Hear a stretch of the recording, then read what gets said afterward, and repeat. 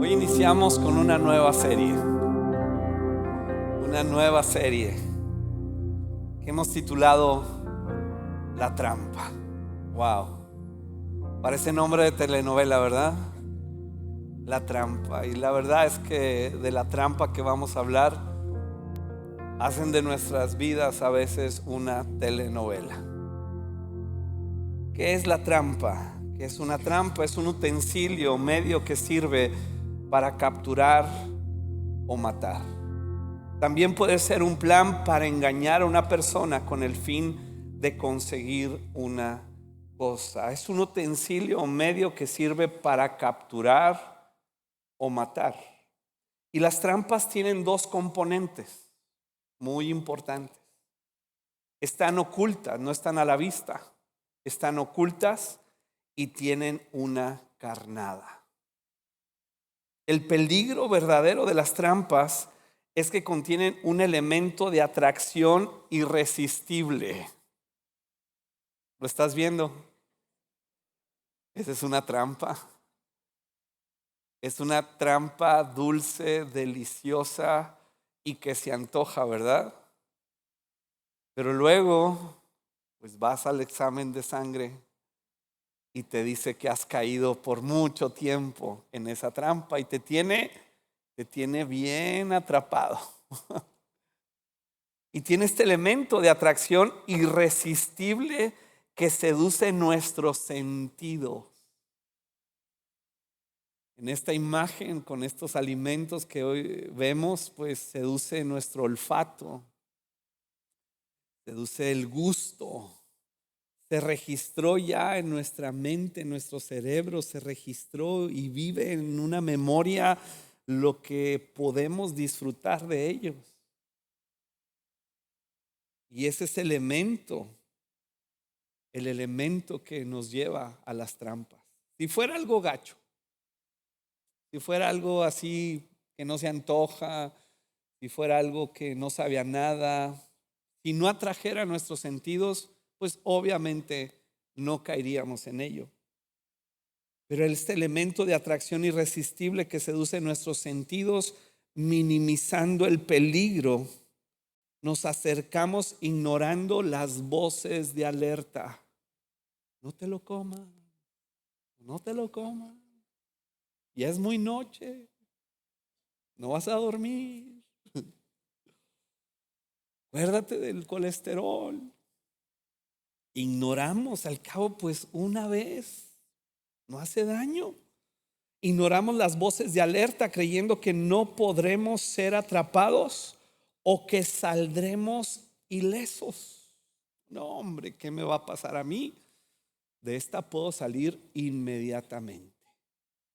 Es la historia de Sansón, ¿recuerdas? Que dijo, nada me puede atrapar y debilitar. Soy Sansón. Amós 3:5 nos dice, ¿cae un pájaro en una trampa que no tiene cebo? Pues la respuesta es no. ¿Se cierra una trampa cuando no hay nada que atrapar? No. Hay un cebo, hay una atracción irresistible y por lo tanto cuando caemos en ella, la trampa se cierra, atrapándonos al punto donde nuestra alma puede morir. Una vez atrapados, vivimos en cautiverio. Perdemos la capacidad de movernos hacia nuestro destino, de disfrutar y ser felices. Una vez en la trampa nos damos cuenta que ese elemento de atracción irresistible no valió la pena, porque la moneda de cambio fue muy alta, fue nuestra libertad. No valió la pena. No valió la pena el dolor por el cual he vivido durante tantos años.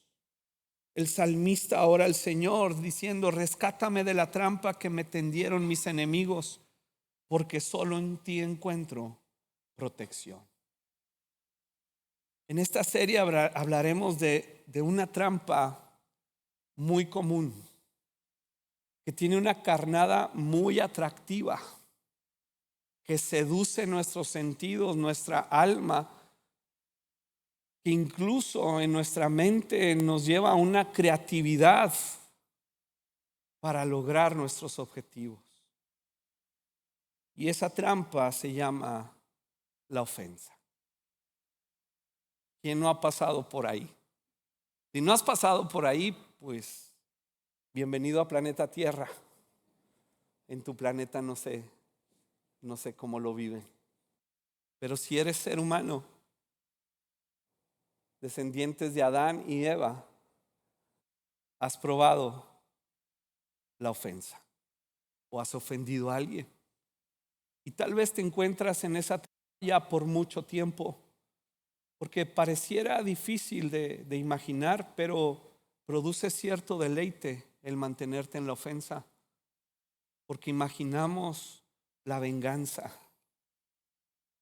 imaginamos cómo vengarnos y cómo castigar al ofensor, argumentamos, peleamos, tenemos pleitos mentales. ¿No te ha pasado que recibes la ofensa y cómo no le dije? Déjame le hablo ahorita para decirle que me ofendió, que me dolió. El sentimiento de ofensa tiene lugar cuando percibimos que los demás nos tratan con desprecio o inferioridad. Desprecian nuestros sentimientos, desprecian nuestros pensamientos, desprecian nuestra persona, invalidan nuestros deseos. Eso nos ofende. Cuando nos tratan con inferioridad, tocan ese botón del orgullo. También cuando no nos reconocen o no reconocen lo que hacemos, nos ofende. Yo había preparado eso para ti. Yo me había esforzado. Yo trabajé. Yo limpié. Yo di. Y tú no lo apreciaste. Jesús dijo a sus discípulos: es inevitable que vengan tropiezos. Es inevitable que recibamos una ofensa. Es inevitable. Si el Señor da una palabra de advertencia para nosotros los que ofendemos, sin embargo, Él nos llama a poner atención en nuestro corazón. Jesús está hablando de estas ofensas que recibimos y que retenemos. También el sentimiento de ofensa tiene lugar cuando nuestras expectativas no son cumplidas. Porque en ocasiones nuestras expectativas son exageradas, poco realistas. Y me ofendió que tú no hicieras, o me ofendió lo que hiciste. No lo esperaba. Tengo un amigo en Ciudad Juárez, se llama Oscar Iñárritu. Y él fue de los primeros que cuando llegué a la iglesia me recibió, me guió en mis primeros pasos en el Señor. Y llevamos una amistad de juventud muy, muy padre, amigos de corazón. Pero era muy sentido. Y en una ocasión, ya casados, pues se nos antojó hacer un viaje de parejas recién casados sin hijos.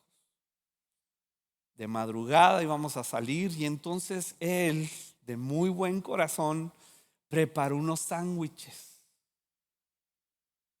y nos platicó que desde la madrugada literalmente se levantó, los preparó, el día anterior compró de su bolsa y no nos iba a cobrar nada, compró todo lo necesario. Él iba platicando todo esto y subiendo la expectativa, ¿verdad? Y todos así como que, wow, pues gracias, Oscar, de veras. Y de veras, ¿cuánto te debemos? No, por favor, no es nada. Mi deleite es que ustedes disfruten mis sándwiches especiales. Se llaman Oscars Special. No, pues sácalo. Los traía en una bolsa de plástico y cuando abre la bolsa de plástico, llenó la camioneta en la que íbamos un olor que batallo en describir. Diré terrible. Y entonces cuando nos reparte los sándwiches y los abrimos muy bonitos envueltos, era incomible. No sé si los preparó muy temprano, si se echaron a perder, no sé. Pero, ay, ¿sabes qué? Como que ahorita no tenemos hambre. Los guardo para llegando. Eran 2 horas de camino. Eso se iba a fermentar.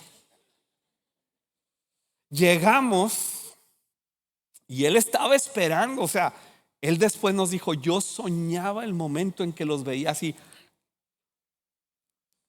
Y se lo acababan y decían: otro, otro, otro, por favor. Pero ¿dónde creen que terminaron esos sándwiches? Así es, en la basura. Y eso lo ofendió por meses. Casi fue motivo de ruptura de la amistad con todos los que íbamos. Porque él tenía una expectativa, dio lo mejor de sí. Pero eso no agradó a los demás. De pronto hacemos sí un muy buen esfuerzo, pero no significa que las personas lo van a recibir con el mismo entusiasmo. Debemos honrarnos, obviamente, reconocernos y agradecer, pero debemos estar conscientes que no todo esfuerzo va a recibir un aplauso.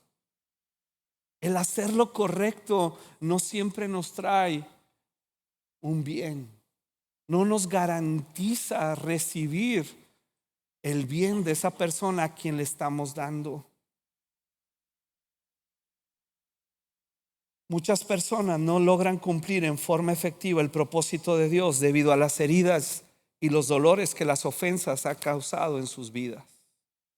Este obstáculo los incapacita para funcionar en la plenitud de su potencial. La ofensa que se sufre intensamente es la provocada generalmente por una persona cercana. Si te ofende un desconocido, si vas en la calle, te atraviesas y te recuerdan a tu mamá, pues. Pero un conocido, un cercano, duele demasiado. David lo escribió en un salmo: no es un enemigo el que me hostiga, eso podría soportarlo. No son mis adversarios los que me insultan con tanta arrogancia, de ellos habría podido esconderme. En cambio eres tú, mi par, mi compañero y amigo íntimo. Se lo está escribiendo a su hijo Absalón. Cuánto compañerismo disfrutábamos cuando caminábamos juntos hacia la casa de Dios. Recuerdo, mi hijo le está diciendo David a su hijo Absalón: recuerdo cuando de niño te llevaba a la casa de Dios, cuando te alimenté, te cuidé, te enseñé a caminar, te di todo lo que necesitabas, me esforcé en bendecirte como padre, y ahora tú me traicionas. Le da un golpe de estado. Él está realmente dolido. Y hay una escena cuando esto sucede. Tenemos ahí la imagen de David cuando recibe esta ofensa. Él huye de palacio porque él no quiere confrontar a su hijo. Esa confrontación terminaría en el asesinato de Absalón, su hijo. Y entonces él se va caminando y lo describe, la Biblia lo describe que David iba descalzo subiendo el mismo monte que subió Jesús muchos años después.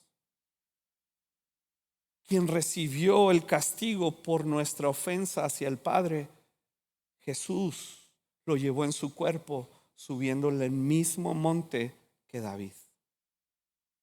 ¿Qué de hablar de David cuando enfrentó la ofensa de Saúl cuando fue llamado a palacio David para aliviar esta angustia que llevaba Saúl, esta opresión demoníaca que tenía Saúl, y le manda a llamar a David para que él con su arpa y sus cantos aligerara su agonía. ¿Y qué fue la respuesta de Saúl? Le lanzaba flechas, espadas, lanzas para matarlo. ¿Y qué hacía David? David simplemente se movía para que la flecha no lo matara. Y va subiendo de tono esta ofensa de Saúl, y David tiene la oportunidad de asesinarlo y dice: no voy a tocar al ungido del Señor. Ya no era el ungido, ya no era ungido por Dios, estaba oprimido por demonios. Dios se había separado de él, y David guardaba respeto. Dice: cuánto compañerismo disfrutábamos cuando caminábamos juntos hacia la casa de Dios. Hay gente ofendida con Dios y con otros creyentes, porque su expectativa del comportamiento de otros creyentes no es objetiva, no lo es. Ayer platicaba con los hombres que vienen a la oración. Por cierto, hombres, todos los sábados a las 8 de la mañana oramos. Y meditando lo que significa el cuerpo de Cristo. El cuerpo de Cristo. Hablamos de manera muy romántica del cuerpo de Cristo, ¿verdad? Y esta semejanza al cuerpo humano, donde pues hay corazón, páncreas, hígado, pulmones, etcétera, que le dan vida al cuerpo, y que sin ninguno de estos pudiera funcionar, sin ninguno de estos órganos. Pero se me vino una revelación, le decía a los hombres, que el cuerpo tiene desechos, y esos desechos generalmente huelen terribles, insoportables en muchas ocasiones. Y a veces en el cuerpo de Cristo sufrimos esas desilusiones y nos sentimos ofendidos. Y Jesús dijo: vamos a recibir ofensas y vamos a dar ofensas. Algunos optan por aislarse para ya no recibir la ofensa. Y entonces, ¿qué oportunidad tendríamos si nos aislamos de ejercer el perdón? No hay otra manera más que ser ofendidos.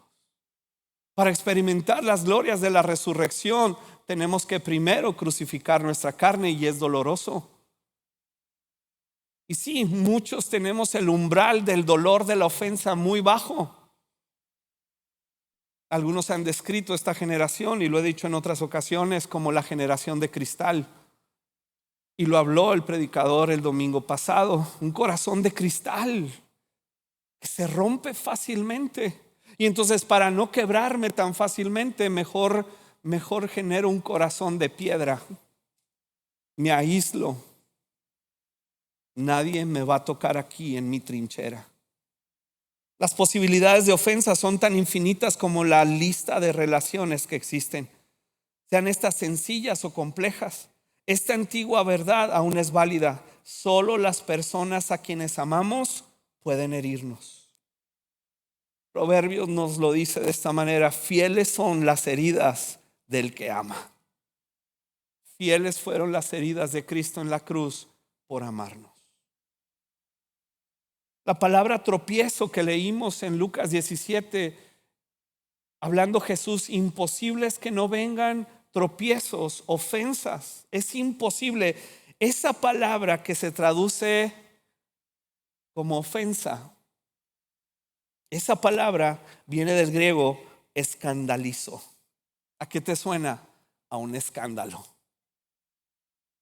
Es un escándalo para nuestra alma y corazón recibir esa ofensa. ¿Cómo es posible? Y generalmente el ofendido no se puede quedar callado. Lo tiene que hablar, lo tiene que verbalizar. Sí, en ocasiones cuando la ofensa es verdadera, objetiva y te ofendieron, encontramos un alivio en expresarla, en confesarla. Pero hay una gran diferencia entre decirlo para desahogar la basura que llevamos dentro y otra cosa es la confesión bíblica para encontrar nosotros arrepentimiento. Porque decimos que se arrepiente el que me ofendió, pero el ofendido también se tiene que arrepentir. ¿Y qué es el arrepentimiento si yo no hice nada malo? El arrepentimiento se define como un cambio en mi manera de pensar. Y entonces yo estoy pensando al recibir la ofensa y retenerla, que ese desgraciado que me ofendió merece un castigo ejemplar. Pero Dios me invita a un cambio de pensamiento, de paradigma, recordándome a través de su palabra que yo no recibí el castigo, lo recibió Él para darme libertad.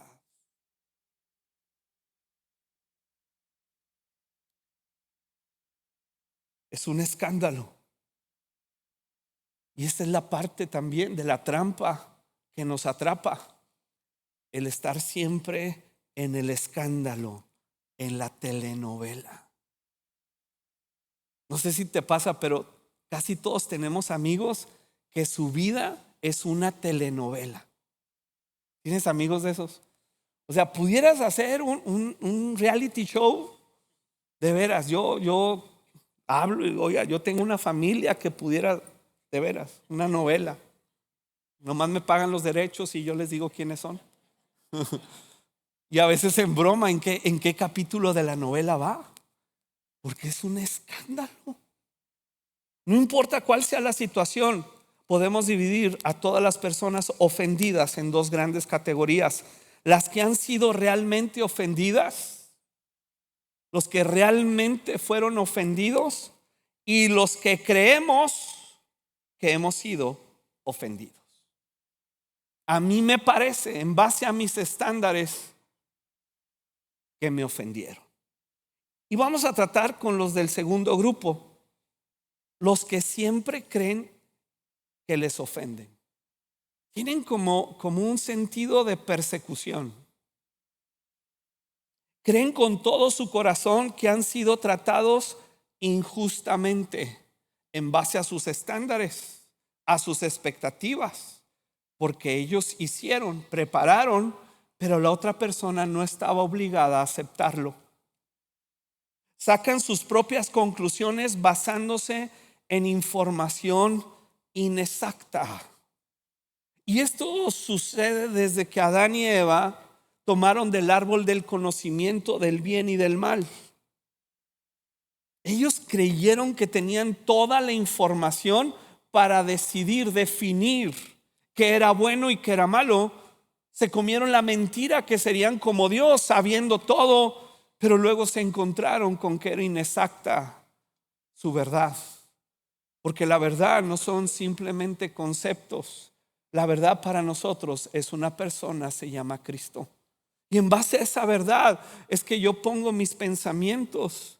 Soy objetivo y pienso con esta verdad, tomando los elementos que puedo y consciente de que no, incluso aunque me esfuerce, no tendré todos los elementos necesarios para ejercer un juicio. La información es inexacta, llegan a conclusiones distorsionadas. Estas personas heridas tienen un entendimiento muy poco objetivo. Juzgan basándose en presunciones, en apariencias y comentarios de terceros. Es que yo siento, ¿viste cómo me vio? ¿Viste cómo me ignoró? Tú viste, pero hay un Dios. Y a veces cristianizamos y decimos, se lo voy a dejar al Señor. Wow. Esas personas desarrollan un pensamiento rígido, se vuelven fundamentalistas.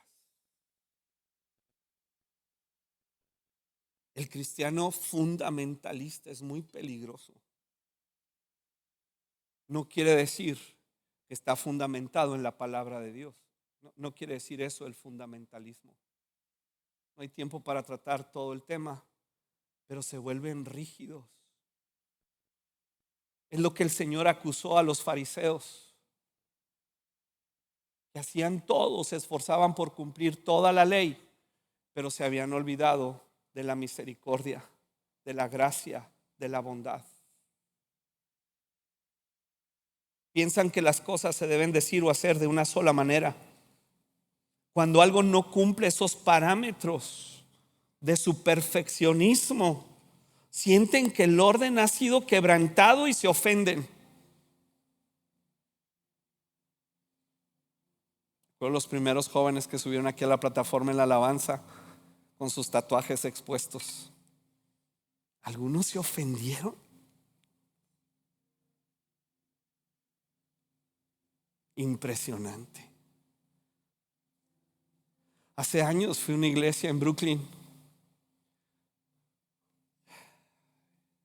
y me tocó ver entrando a la iglesia enfrente, en la acera de enfrente. Estaban drogándose, vendiendo droga, prostitutas. La iglesia enfrente.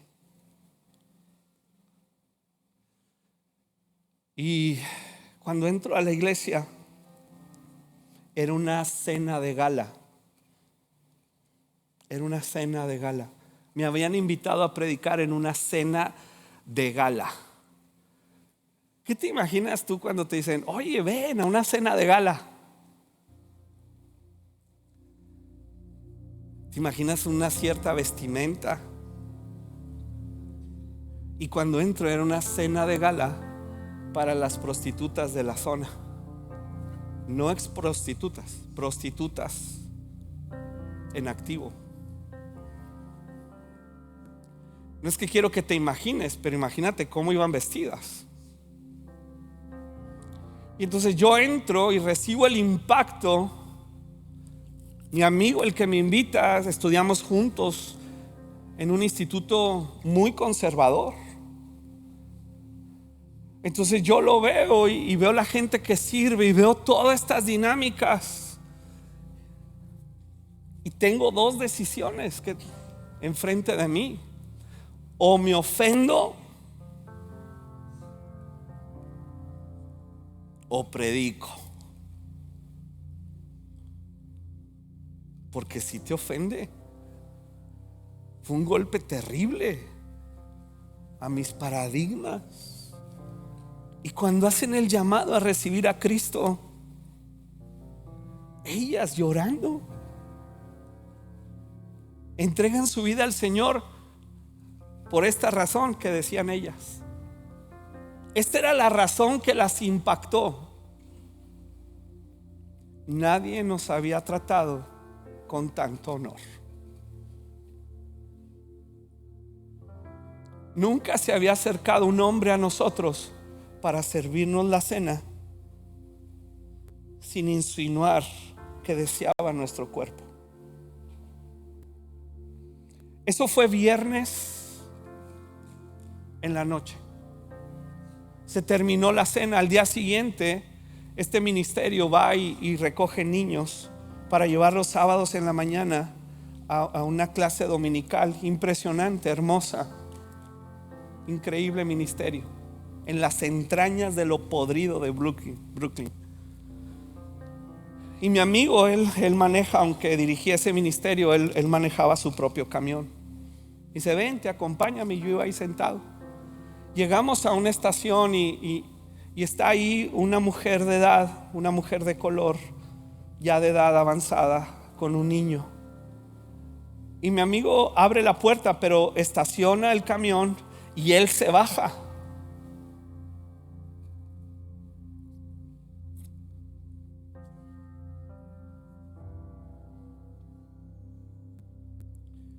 Y le dice, ¿qué pasó? Estoy yo oyendo y en mi ni entendimiento tampoco del idioma inglés. La mujer empieza a llorar, le entrega al niño. Le digo, ¿qué pasó, Tony? Dice, anoche asesinaron a su mamá. Estaba en la cena.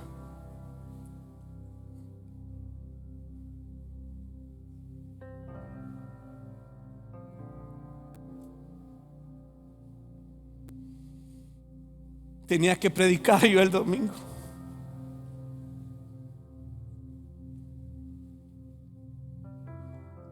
Decía, no sé qué quieres que diga.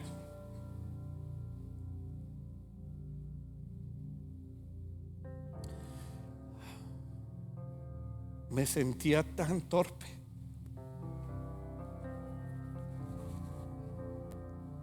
tan incapaz,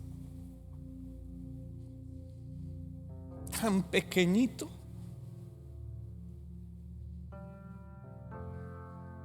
Recordando el sentimiento que tuve de ofensa cuando entré a ese lugar. Cuando mi amigo Tony había recibido navajazos y un balazo por predicar el evangelio ahí, me sentía tan pequeño. Le dije, si es posible que no predique, te lo agradecería. Predica tú, yo aquí me siento.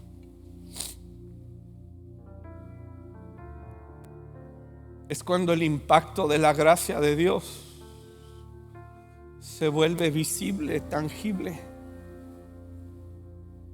y a la luz no de esa condición humana, pero de la gracia y la bondad de Cristo, puedo yo seguir reteniendo mis ofensas.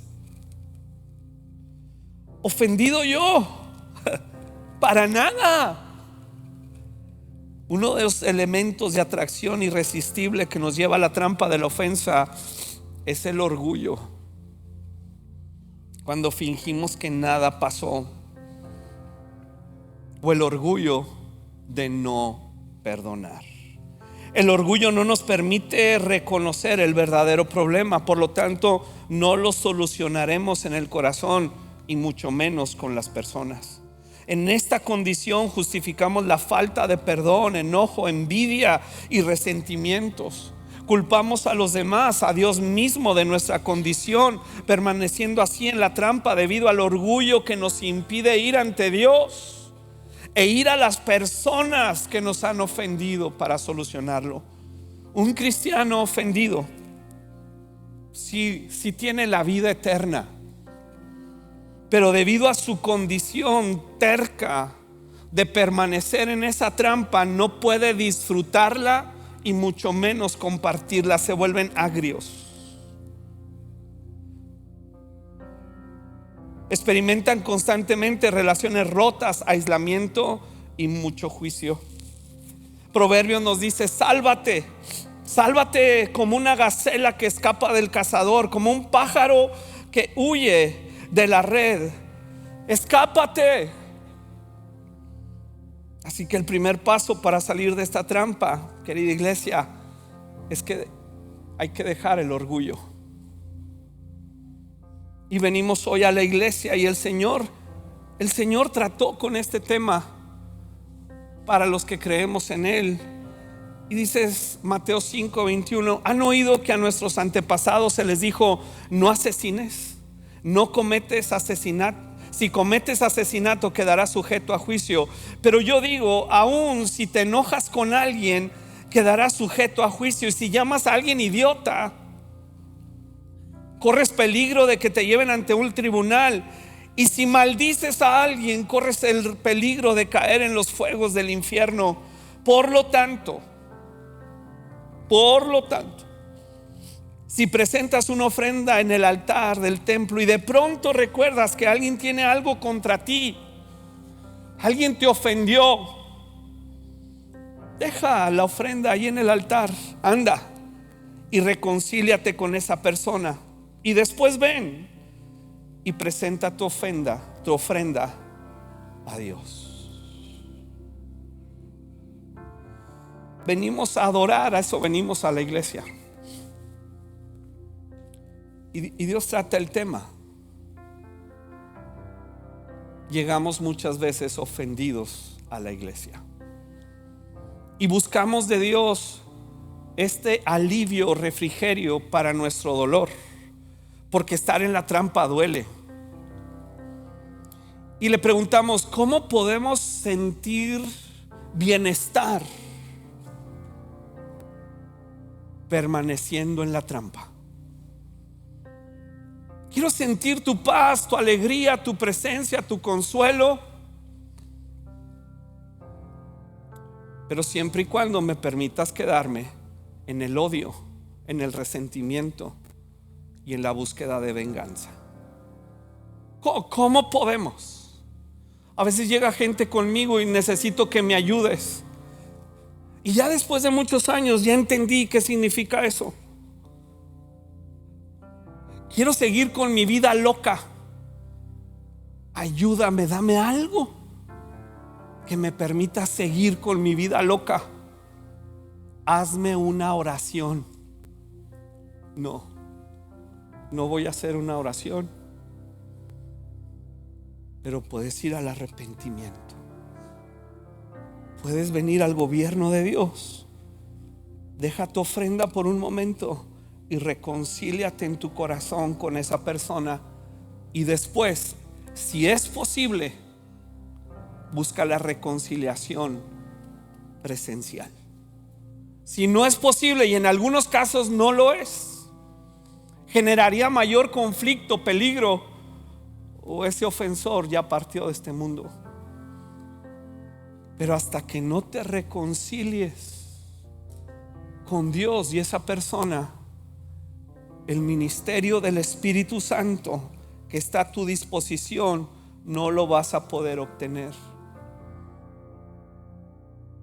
porque hay un enojo en tu alma, y la única manera de sanarlo es el arrepentimiento, es tomando responsabilidad de mi condición antes de decir yo perdono a esa persona. Eso no es lo que la Biblia dice.